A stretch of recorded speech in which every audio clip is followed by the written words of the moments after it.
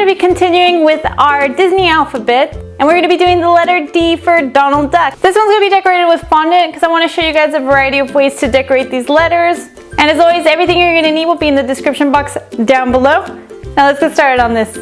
Start by getting your favorite batter. I have my pan here greased up and ready to go. Poured in my batter, tapped it a couple times, and baked it at 350 degrees for about 25 minutes. Once it's done, I use that tool to shape out the D. And then I'm going to frost a thin chrome coat on this. And then once it's chilled, I added another layer. And you can make it as thick as you want. If you want to do it without fondant, you can decorate it and change the colors. I will be decorating this one with fondant so you can see a variety of styles on how to decorate these letters. So once I smooth out this frosting, I'm going to start placing my fondant on it. Rolled out some white fondant and then place this on the upper half of the D. Smoothed it out and then removed all that excess fondant that I didn't need. Did a little cut in the middle so that I can also cover the inside. And then covered the bottom half of this.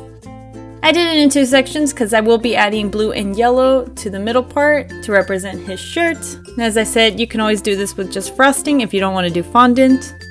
So here I'm adding that blue to either side of this, removing any excess fondant. And then with a little bit of vodka, I wet the yellow strap so I can attach it to the D. You can also use clear vanilla extract for this.